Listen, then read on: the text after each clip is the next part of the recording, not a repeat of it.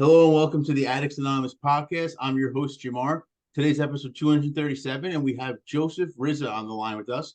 Today, we're going to be talking about his book. The book is You Have the Power to Fully Recover from Your Alcohol Use Disorder. So, this book is on its 1 year anniversary, and we thought maybe we just chat a little bit about it.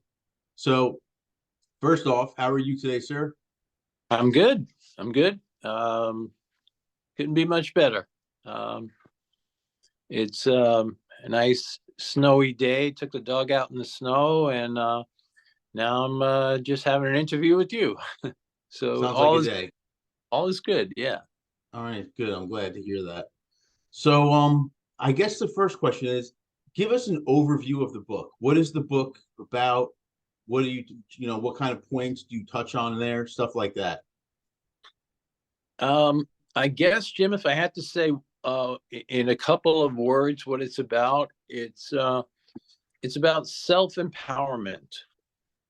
It's um, it's about focusing on your positive qualities and nurturing them, getting those qualities, good qualities, to help you make a change in your life. Because I I believe, and I know this is true in my case, that I started drinking excessively because I didn't know it at the time, but I do now, that I had feelings of loneliness, of helplessness, of hopelessness.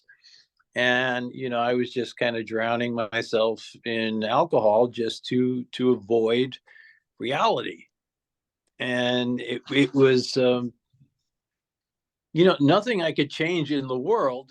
It was me that had to make a change. I had to make a change in myself. So um I guess I started finding out, okay, how can I make myself a better person? How can I make myself happy and not have this desire to escape from reality? To uh, have this temporary pleasure and then pass out or whatever. But I think what helped me is in my recovery, especially early in my recovery, was just researching, seeing, okay, what is this about? How can I get myself better? How can I be a better person? How can I be someone who doesn't need to be addictive? I stopped the drinking. That was okay, but the idea is not going back to drinking, once you stop. So I did a lot of research, read a lot of books. And so at the beginning, it was about self-improvement. And, I would read these books, and they talk about journaling. And I was like, journaling, okay, I agree with all these other points, but journaling, I thought it meant like, it sounded to me like, some 15-year-old girl writing in her diary.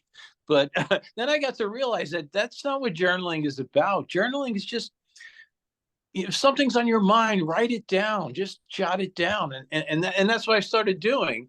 And I just kept going. I kept doing more research and, finding out things that would better myself. And I just kind of put them in the book,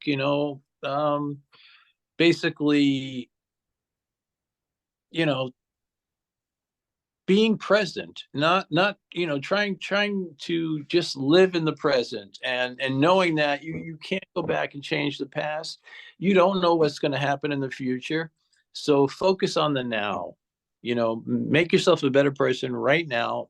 It's all we have. You don't know when your last breath is going to come, whether you're 10 years old or 100 years old. And I just kept researching and trying to uh, you know figure out different ways that could help myself. And then I said, you know what, um, I've got so much written down that I really should share this. And then I got to the point where I started looking at publishers, and trying to share what I had to get this published. And that's what it is. It talks about a lot of things that people are going through. If I may, can I read a comment from someone? Absolutely. Let's hear it. Yeah, this was an earlier comment from some where I post. What I do is, I'm not sure if you're aware of this. I post now not a chapter of the book, but I kind of re-edit and add a lot of information. And every day I post one page to about 40 to 50 different sites, for people who have alcohol or addiction problems. And one of the comments, I really like this one, and he said, and I quote, "Every page posted thus far is exactly what I'm working through. My thoughts on a screen in front of me, exactly what I needed. Thank you so much for taking the time to share your work with us." And what I say when someone makes a comment, I'll say, oh, basically, this is from the book, what you're reading, and you don't have to buy the book because I'm going to keep posting everything. So if you want, you can just basically read it on a daily basis. Or if you like, here's the link. You can go buy the book. You can go on Amazon.com and get the book. You can people have gotten the Kindle version or even the hardcover version. And I've reached people all over the world. There's people now that are kind of like pen pals that I have now in the Netherlands, in Sweden, in England, and so it's a universal thing. Addiction, alcoholism, alcohol use disorder, however you want to call it. I initially thought this book would be basically you can use but kind of like you use the 12 steps. This gets you to the point where you could change yourself and not have a reliance on alcohol, and not even there's one site, this friend of mine who is also published a book, and his site is entitled "Alcohol is Not My Problem Anymore." Oh, is that Vic Adams? That's Vig. Yeah, Yeah, Vic. exactly. I think, if I'm not mistaken, I think he did a podcast, and he's a real cool guy. Yeah, yeah, yeah. You know him. That's good. Yeah. I told that to my wife the other day, and she said, "Wow," she said, "that makes a lot of sense. You get to the point where it's not my problem anymore. I'm not dealing with it. I deal with it because I want to share, what helped me better, what helped me get to the point where now it's like 3 years later since I've had any alcohol. And do I still drink beer? Yeah, because I have a taste of beer, but it's not alcoholic. And there are companies now that there's a company in my town that's all they make is non-alcoholic beer. So there's a lot more people who are starting to realize that alcohol, you drink too much of it, and it's like drinking poison. It is. You And know, if I'm not mistaken, they even are working on or already have non-alcoholic wine. they do. That the problem with the non-alcoholic wine is it tastes a little vinegary. We've tried. They're not cheap, but we've tried. I don't know, 5 or 6. I keep hoping that there's going to be a good tasting one out there. So far, no, but the beers are great. I mean, I used to be a Guinness drinker, a pint after pint. And I've got some in the fridge. I've got some Heineken 0.0 in the fridge. Now, they used to make them where they had a little bit of alcohol, like 0.5%. Now they figured out a way that it's zero alcohol in there. That's good. So Heineken has that. And there's a company in my town called the Athletic Brewing Company. There's a lot of athletes that don't want to drink alcohol. They want to stay sober all the time because they're committed to their purpose. Their purpose is competing in a sport. Players in football, baseball, basketball, hockey, whatever. Um, they don't need the extra calories either. Or the wasted calories, and they don't need to get to that state of being intoxicated. But anyway, so what I'm doing now is I'm kind of using some of the book, researching continually, and kind of adding to it. Coming up with different things. That might help somebody. If it's something strikes you, like I talk about choice. I don't think I mentioned it in the book, but I have a page that I posted about choice, and that the choice is yours. I mean, if someone makes a choice for you, then that's not your choice. Nobody can make a choice for you. You've got to make it yourself. You've got to decide what to do with your life. And there's various things like that. And I think now I've gotten to a point where I've written so much that it looks like possibly by the end of the year I should have enough to put together another book. So that's what I'm hoping for. So it sounds like you already answered the question, but was there a specific motivating factor? So you said you kind of realized you had all this information. What made you think of releasing a book? I mean, was it something that you had always wanted to do before you were even into alcohol, or no? No, I was never a writer. Jim, I used to barely pass English class to, Oh yeah. in grammar school, high school, college. I used to get help from, fellow students to help me to get through English. I'm more a math and science kind of guy, and a musician. That's really my thing right now. Right now, I'm teaching guitar. That's basically what I'm doing. I mean, I'm retired, but I have, now it's great that COVID is over, not over, but basically over. That people come to the house. I have a studio here, and I teach music. But getting back to your point, why did I think I should release a book? I think it was my wife who kind of encouraged me. She would read stuff that I would write down, and then she'd say, you really should share this with other people.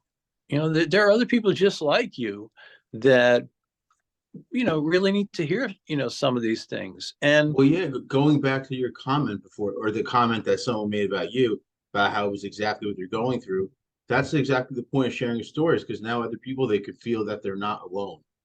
And that's a yeah, big deal. That's a big deal to someone that's fighting addiction to feel, because I think a lot of people, I used to say, and I still do, addiction is a lonely place to be.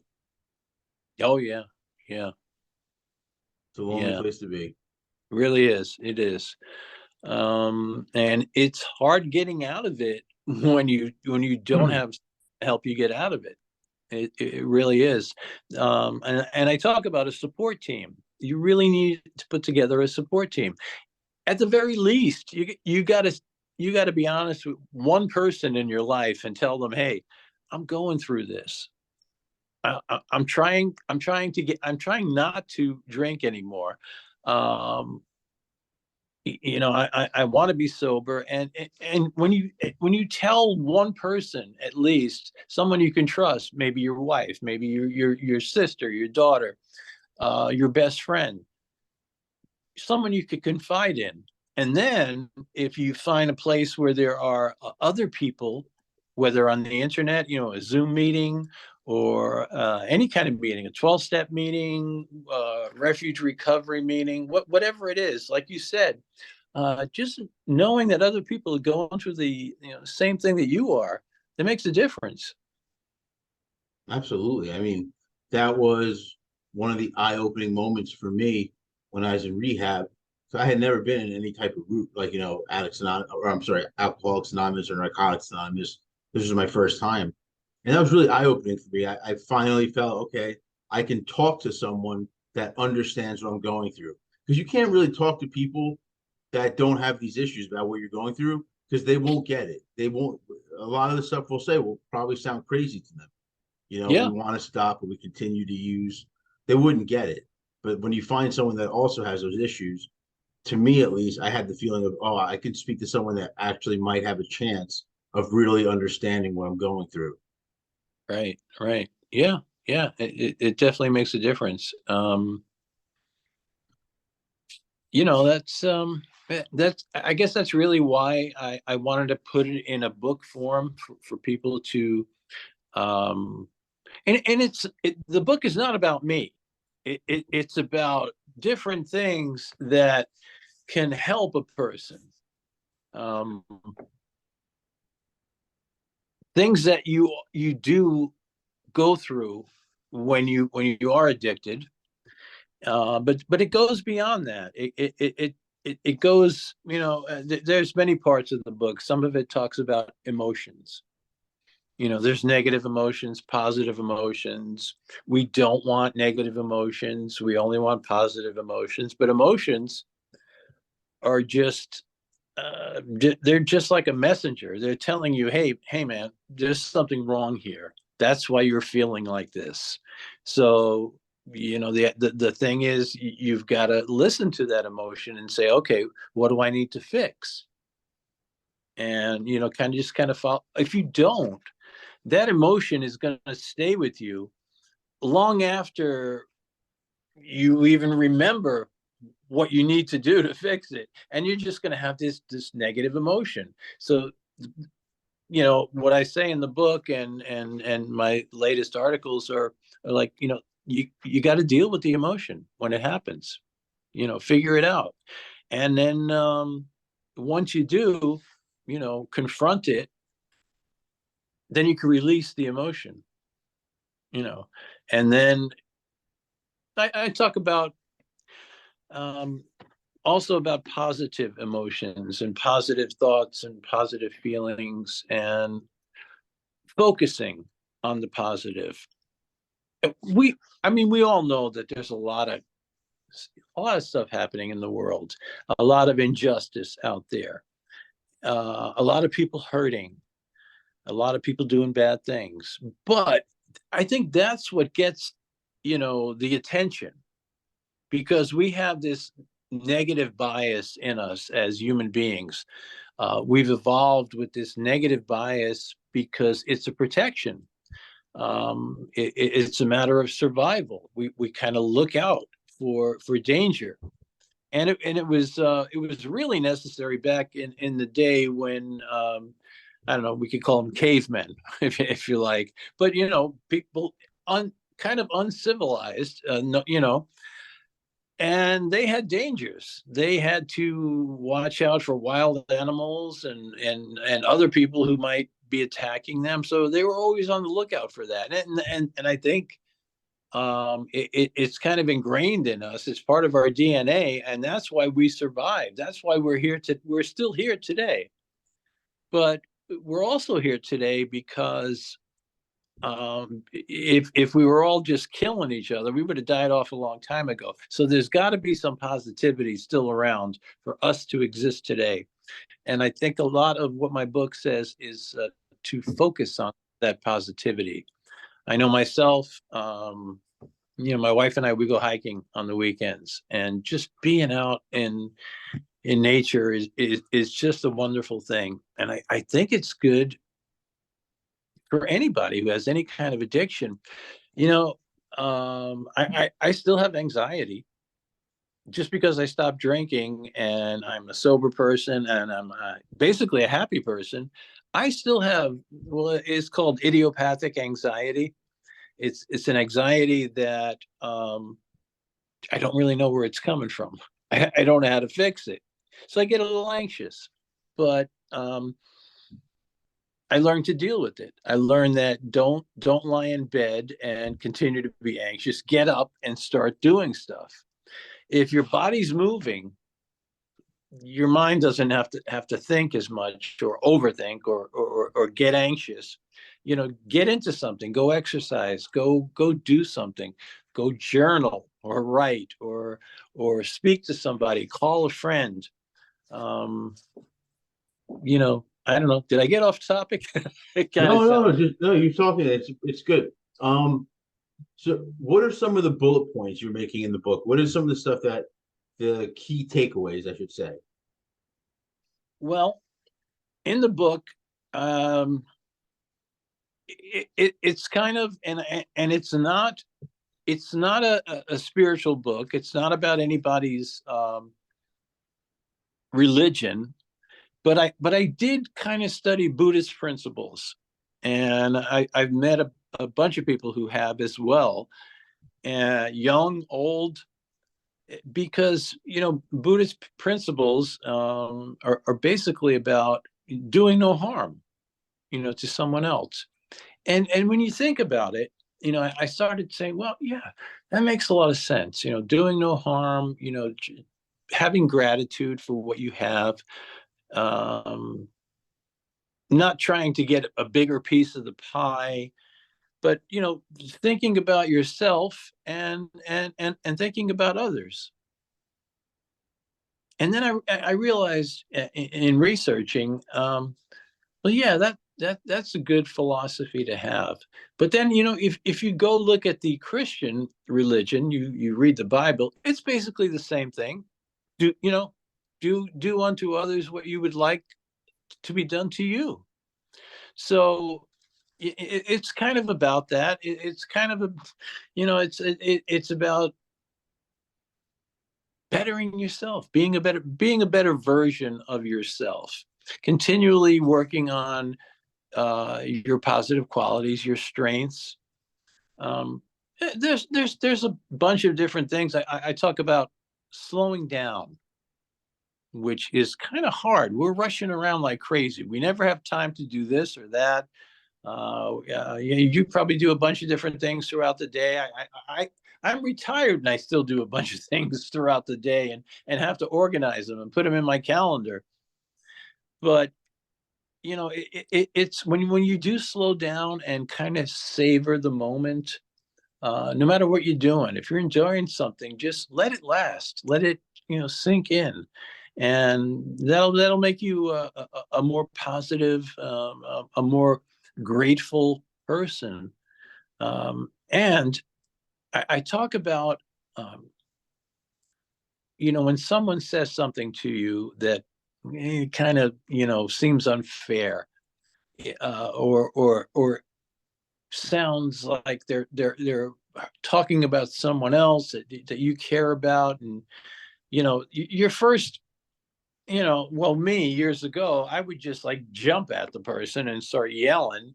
But now I realize that just take a moment, take a breath, and learn how to respond instead of react. Reacting is like just our natural instinct to just go react and start an argument with somebody. But when we think about it and slow down, take a moment, and then put your thoughts together, and then you can respond. So that's one aspect of the book. Um, the thing I'm writing I'm working on now has to do, and it's not in the book, but it may be in the next book. It has to do with our motivation. And it seems like, for the most part, getting down to the nitty gritty, as human beings, we're motivated by desires and fears, Yep. right? I mean, when you think about Absolutely. it, yeah, there's things that we want and there's things that we don't want. We have a desire for something, and then once we attain it, we have a fear that we might lose it. Um, so I'm not saying that I'm a minimalist, but I try to focus on and be grateful for what I have, and not. I mean, I play guitar. I've played guitar almost all my life. To me, guitars are like a work of art. I've got a bunch in my studio. Years ago, I was crazy, and I started collecting them, and I had like 33 guitars, and it was like insane. And now I've learned that just because you like something doesn't mean you have to have it. You can still appreciate it and not have to own it. So there's a lot of beauty in life. There's a lot of good things in life that we can enjoy. It doesn't mean we have to own them. So we have a desire, maybe. Oh, I wish I had that brand new BMW.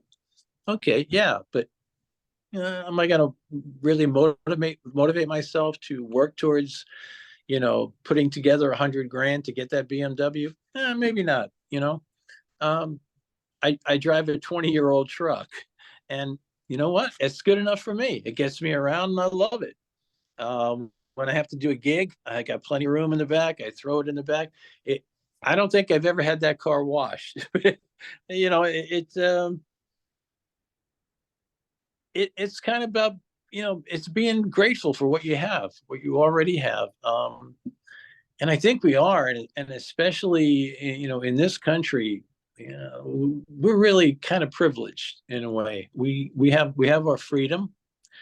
A lot of parts of the world, people don't have that freedom of choice, and it's a great thing. And especially when you have that freedom of choice, you get to choose whether you want to, drink or not drink. So there's a part in there that talks about your choice. It's up to you.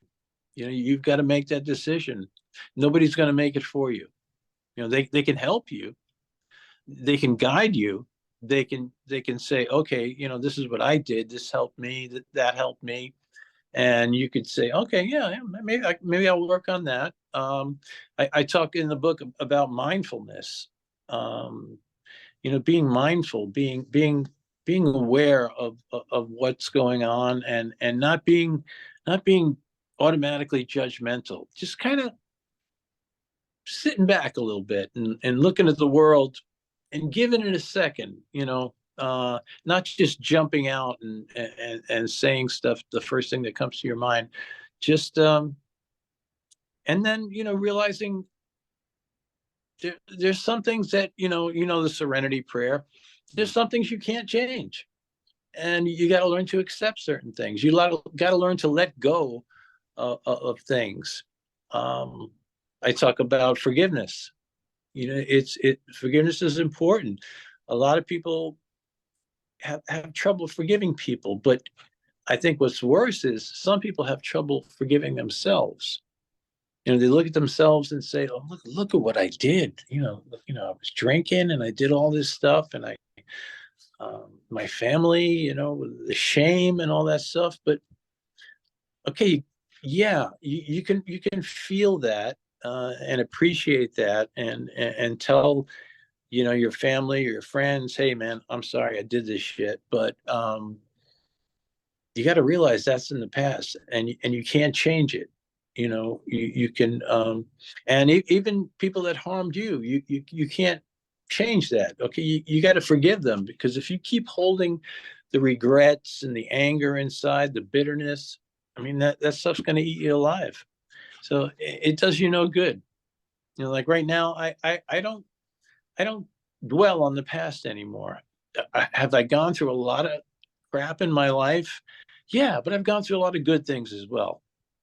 So I choose to, when I think of the past, think about the good things that I had, and good things that I got to do and see.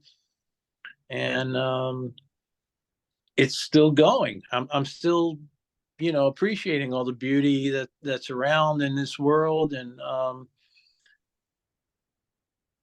the things that I still do a lot of reading, a lot of research, and seeing how I could continually improve myself. It's an ongoing process. We're constantly doing it. We never reach a point where, okay, I'm perfect. Yeah, You're not. no, of course not.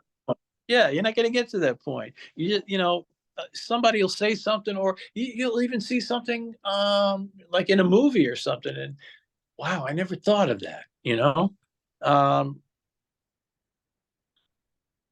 anyway, it's about keeping yourself honest, keeping yourself aware, keeping yourself well, keep taking care of yourself. That's a big thing. um I think it's sometimes people feel guilty about, after they quit drinking, about feeling good. But you have a right to feel good. You are worthy. Just because you screwed up, it doesn't mean you're not worthy of being a happy person, of having happiness in your life. You just got to straighten out all the little things that happen, and then continue with your life, continue being a good person, um, focusing on all the good, on the positivity. That's pretty much, to me, what it's about. It's about filling yourself with positive things, and not avoiding the negative things, but just dealing with them, and then just saying, okay, well, all right, there it goes. That happened. Okay, goodbye. But I'm going to choose to focus on the good stuff in my life. And the book helps with that. Yeah, yeah, yeah. And people have told me, and even when I really didn't purposely design it this way, but there's about 40 chapters in the book. They're short. They're not long chapters. Um, and I wrote, and it's in large print too, which is I don't know why I chose it that way, but it looks like a textbook kind of. It's a big book. But the way it's written, and I didn't purposely do it this way, it's like the first 13 chapters are specifically for people like us who have been addicted, whether it's alcohol or drugs or overeating or whatever, having a problem. You're basically covering over your problem, not dealing with your problem, and covering it over with alcohol or drugs or what have you. And but the first 13 chapters of the book kind of focus on that, and then after that, after my wife was reading it while we were kind of editing it, she said, from chapter 14 to chapter 40, that's for everybody. She said everybody could appreciate things like that. You're not really talking about addicts anymore. You're talking about, this is good for anybody who wants to be a better human being. Learning things like meditation. It's not just an Eastern thing anymore. It's not just Buddhist monks sitting for hours silently. Meditation is just taking a few minutes and just focusing on your breath, and just letting thoughts come and go in your head, and it it makes a difference. It kind of slows you down and helps you appreciate life as it is. And that's the other thing. It's about accepting life as it is.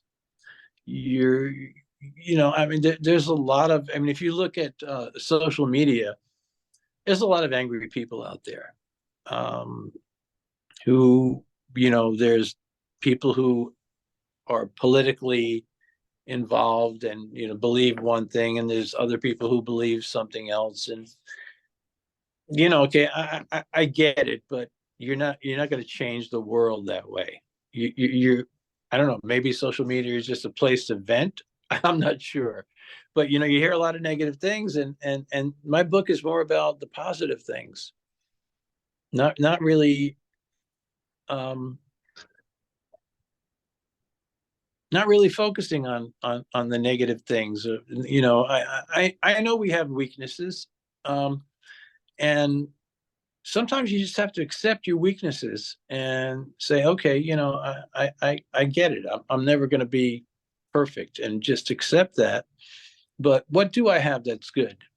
Maybe focus on that. Hmm. Excuse me. No, of course. So let me ask you one last question here.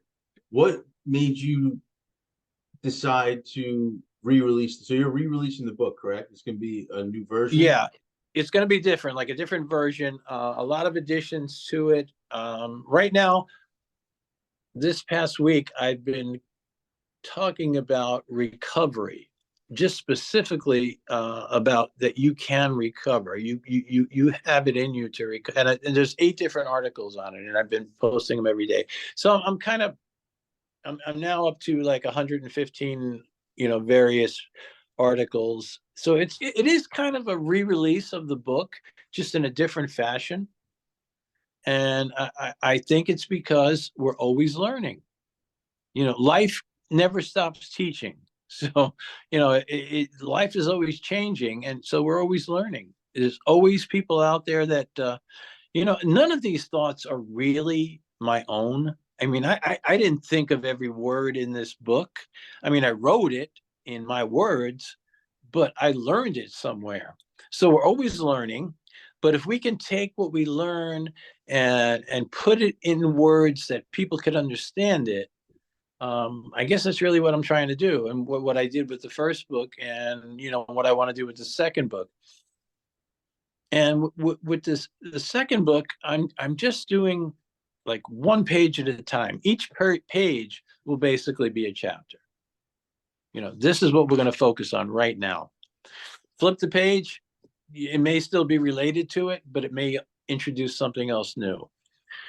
So it's kind of like the first book was basically what I knew to keep myself happy, healthy, sober, appreciative. And this is what I knew at the time. Now it's a year later. I'm still researching. I'm still studying. I'm still reading. I'm still learning. There's so much more. So it's kind of an expansion of the book and a re-editing of some of the things in the book and a lot of additions to it. So it's kind of like it's kind of like my book 2.0. It's just a better version of the book, and hopefully I'll get it together. I'm going to be working on it this year. But it probably won't come out until towards the fall. Okay. Yeah, that was going to be my last question, getting towards the end here. So, where is the book available? Oh, right now the book's available. You just have to go on Google and just type in, the title. You Have the Power to Fully Recover from Your Alcohol Abuse Disorder by Joseph Rizza, or you can just go to Amazon and just ask for books about alcohol use disorder, and it'll come. One of those books will be mine, and it'll come up there. Or you can just type in my name, Joseph Rizza, and and you can get it on it through Amazon, and it comes in two versions. You can get the Kindle version, and when I looked at my last report, I get like a quarterly report of the books that I've sold. And it seems like about half the people are buying it on Kindle, which Kindle's popular. yeah, it really is. So it looked like about 50%. Half the people were buying it on Kindle, and half the people like the hardcover. I like the hardcover. It's nice. It's big. The print is big. It's easy to read. There's no flowery words in there. There's nothing. There's nothing in there that's unnecessary. And that's what I'm doing even more now, especially getting rid of some of the things that, it's not really necessary. Let's just get down to the meat and potatoes, the nitty gritty of, this is what you might benefit from. That's basically it. I'm just kind of laying out things that you may not want everything in this book, but there are things in there that might hit you, that might say, okay, yeah, I need to do this, I need to do that. Yeah, that's gonna help me with this. That's gonna help my anxiety. That's gonna help me appreciate life. So there are a lot of different things in there. It's also about being adaptable and being resilient, and knowing that life is always changing. Okay, what's going to happen with the next crisis? Am I going to go running to a bottle, to try and not deal with the crisis? Or do I learn how to manage the crisis? Do I learn how to manage change? And I think that's the biggest thing as humans, that we don't know how to manage uncertainty. I mean, depending on whatever religion you are, or your spirituality, nobody knows what's going to happen after this life. And so it's a matter of also, dealing with uncertainty. That's a big thing. And even before that, what's going to happen tomorrow? Anything could happen. How am I going to deal with it? So there are things in the book which talk about, how to manage that, no matter what happens, how to deal with it.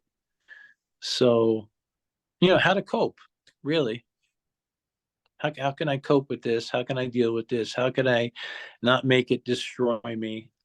Um, and again, focusing on your strengths, focusing on the positive things in life, being grateful for what you have, and trying to share whatever you can with other people. I mean, we are all connected in this world.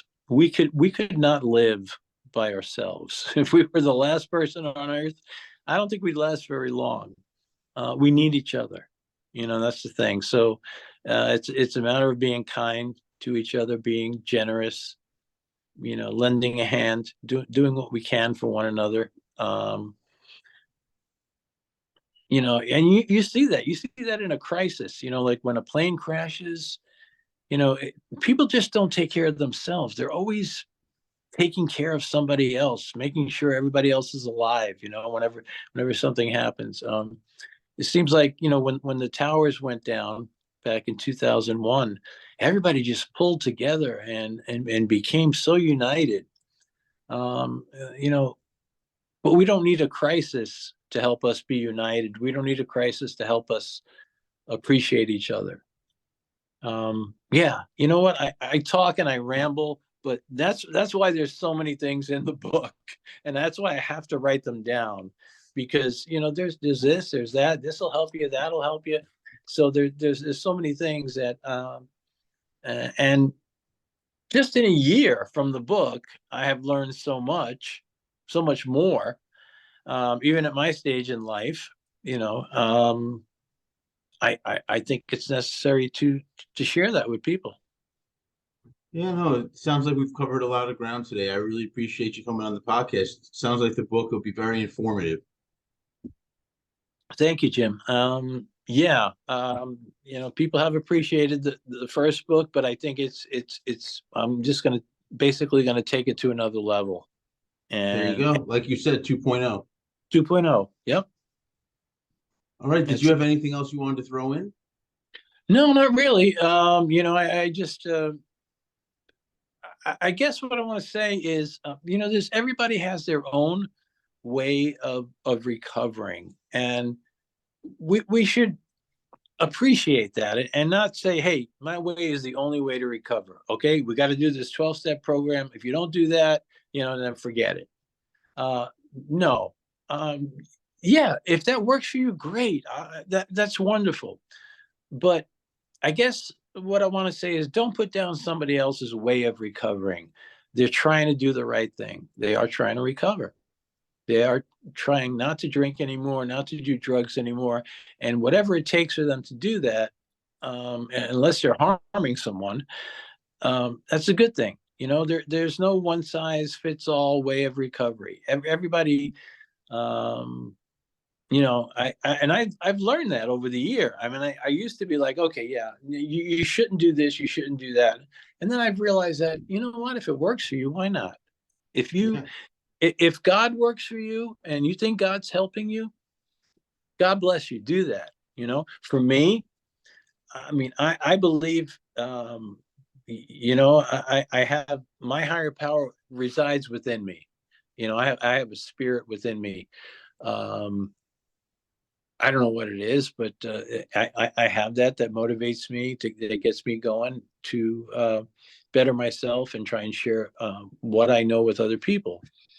But what I've learned in the last year is to not put down people that have their own way of recovering, and I think that's a big thing. And I've had some good answers from people who said, "Yeah, you know what, you're right. We there is no my way. My way is not the only way." And even the book is written out that way. It's kind of a pick and choose. You don't have to do everything from the book. Whatever helps you, whatever gets you better. whatever makes you a happy and content person, and puts a smile on your face, and makes you want to wake up in the morning, without having to grab the bottle. So, Well, thanks yeah, again for coming on the podcast today. thank you, Jim, for having me. Yeah, it's I can't believe it's been a year. Yeah, time flies, I know. Yeah, yeah. All right, my friends. Sounds like it's a good place to wrap up here. So do me a favor and just sit tight for a moment.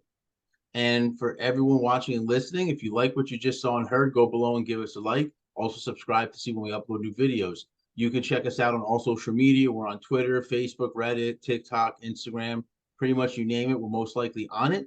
I also suggest checking out our website, which is www.addicts-anonymous.com. There you'll find plenty of free resources as well as free literature. And Addicts Anonymous, we have our own book coming out, which should be due out at the end of March, I'm hoping for. That's my goal. So I'll keep you guys posted as far as that goes. So again, that's all we have for today. I really hope you enjoyed it. And until next time.